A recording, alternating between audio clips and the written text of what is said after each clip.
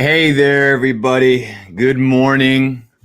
Welcome to a special edition Labor Day episode of The School of Shred, the one and only. Welcome, folks. Good morning. Did you think we weren't going to have a show today? No, we're going to be labor intensive here today on Labor Day. So, welcome to episode 60. This one's called Minimum Effective Dosage. I'm turning over a new leaf. No show notes today. We're just going to go off the cuff here.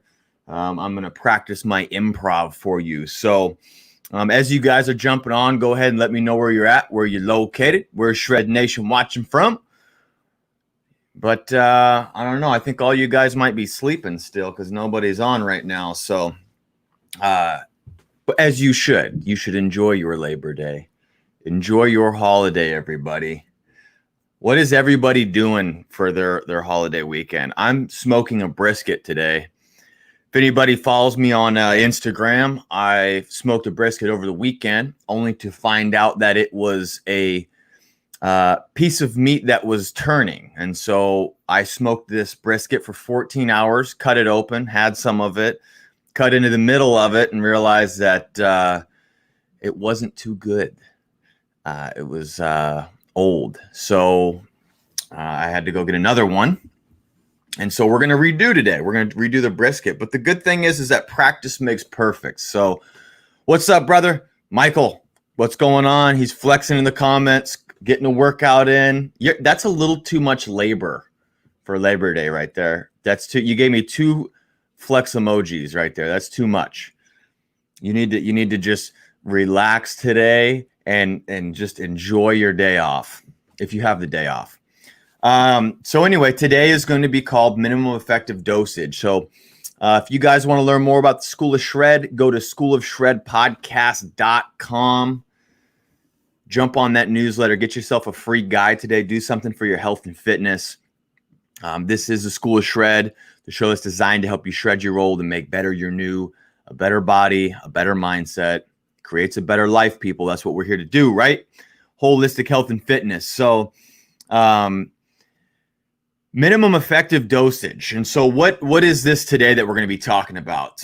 This is something that over the years of training other people and myself, I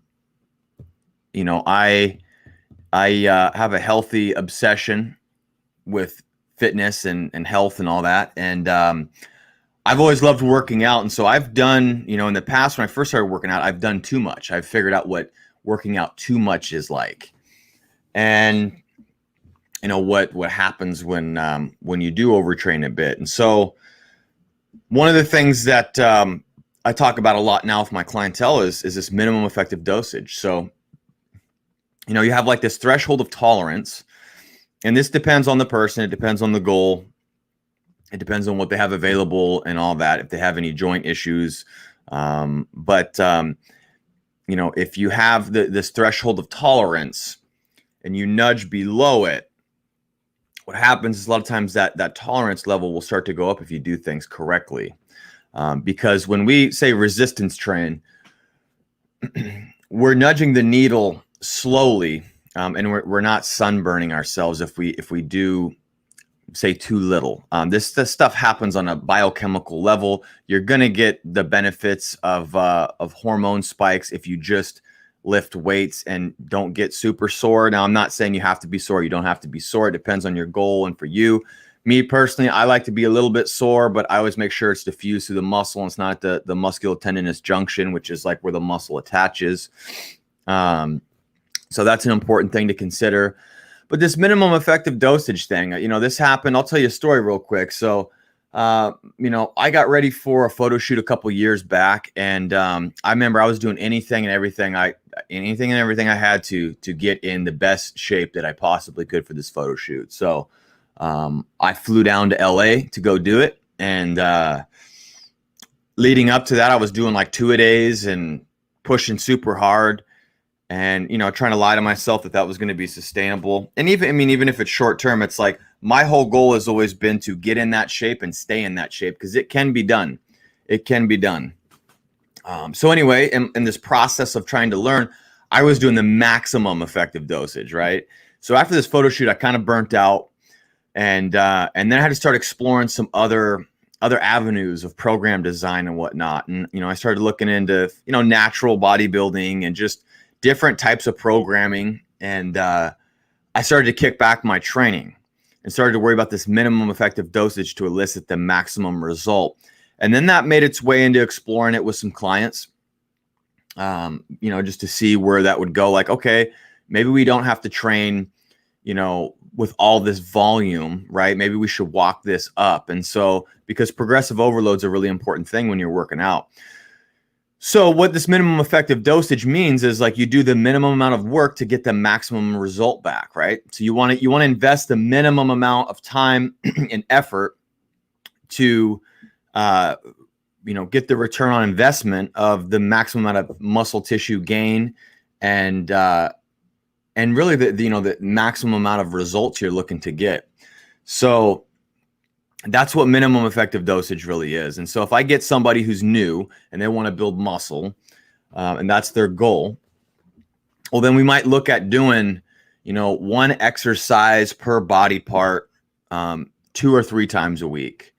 And then we could start to slowly walk that up and look at their overall weekly volume. Now, this is after we explore how they do things, which we're going to talk about later this week. I have an episode on, how you do the thing, right? Because a lot of the fitness industry focuses on the what, how many reps, what's the rest break. And I didn't realize for 6 or 7 years, that's all I was learning about through education that I was taking and then my own self-study.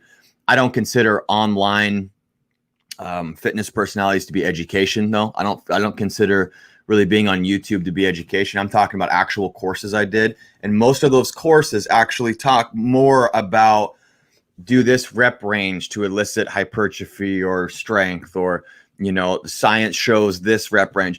Nobody ever talks about how to execute something. And that's fundamental. So after we get past that, knowing that, then we get into some of this fun stuff about program design.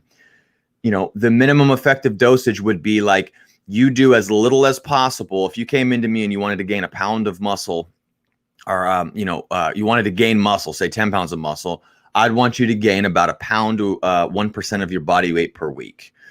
And then from there we would alter your nutrition plan. We would look at recovery and sleep, and then we would get into the exercise program. The exercise program would be a minimalist approach, and I know it sounds crazy coming from a trainer, but you can do hammer workouts where you just kill yourself, and they do work for a short period of time. But when you adapt to that, that's called a plateau. If you've ever heard of a plateau, that's where your results stall out. And so what you have to do is then add more volume. And so if you guys are seeing this picture here, if we're thinking long term, it might be the best idea if we start off with, say, 9 sets per week per body part. So if you want to grow your chest, 9 sets per week on chest. And then after a few weeks of that, you go to, say, 12 sets for the chest per week. So you split that up into numerous workouts, and then 15, and then 18, and then maybe you do a deload. If you're a deload is usually where you do about 60% of the overall volume for about a week, and it allows your central nervous system to recover. That's if you're really pushing hard. Your body needs to really recuperate. Okay, it's like you dig this deep hole of recovery, right? And you have to fill it back up in order to build on top of it. Okay, and building on top of it, the analogy for that would be building the muscle. But when we're doing programs and we're walking our volume up, we're actually digging this hole deeper into this recovery debt that we have. At some point, we got to allow our bodies to recover. And then start to overcompensate, right, with muscle tissue. So that's why deloads can be good. But if you see what I just drawed out there, that was basically a linear type periodization where you slowly walk volume up over time. Now, if you start off doing 18 sets per week for a body part, then you got to go to 21 and then 24. It's like, that might work for you. You might like that might work. I don't do that with people. Everyday people who have jobs and careers, they can't afford to be in the gym doing chest for 2 hours. Okay. And I've gotten great results with people doing the minimum effective dosage. And so it's something that I wanted to share with you guys today is this minimum effective dosage.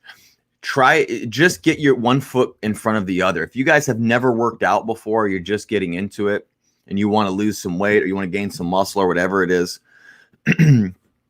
just do the minimum amount. Get 1 or 2 workouts in per week for a couple weeks, and then try to do 3, and then try to do 4. If you try to do 5 or 6 workouts a week right off the bat, number one, your body is just not ready for that. That's like saying you want a suntan, but you haven't been out in the sun for 6 months, and you just go sit out in the sunshine for 6 hours. What do you think is going to happen? You might burn. You might have a sunburn. Your body might not like that too much. And so keeping volume low in the beginning is totally okay, especially if, you know, you've been at home for several months with all this COVID stuff going on, and now you're getting back to the gym. There's nothing wrong with starting off with a very minimalistic type approach where you're just getting a few sets in per body part. You're just, you know, creating those firing patterns again between the brain and the muscle, and you're trying to feel that muscle. I mean, sometimes, you know, depending on the client, I mean, my clients, I have a wide array of in-training private clientele. You know, sometimes I'm just exploring and just one set here, one set there. Sometimes I'm doing, you know, 3 or 4 sets per body part. I don't really have a set protocol anymore. I've scrapped all protocol with people. It's a thought process.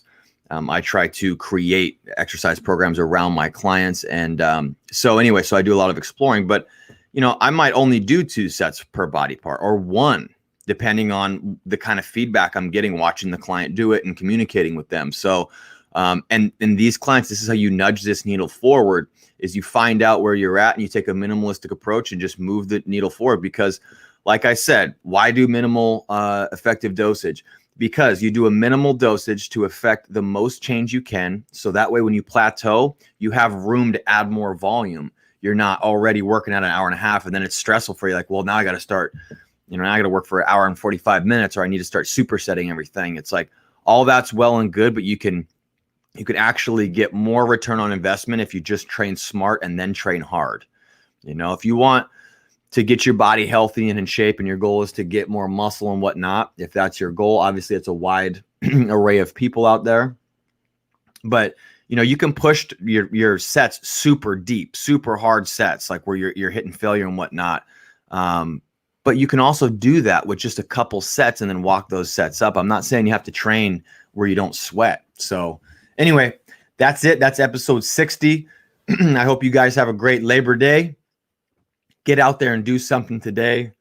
Go for a run, do something for your body, knock out a couple push-ups, maybe a couple burpees. Yeah, we all like burpees. So have a good day. Try to barbecue or something. That's episode 60, minimum effective dosage. Consider doing the minimum amount of work to elicit the maximum result. And you might just find yourself a little happier, a little healthier, and a little bit better by the end of the day. All right, we'll see you guys tomorrow at 9 a.m.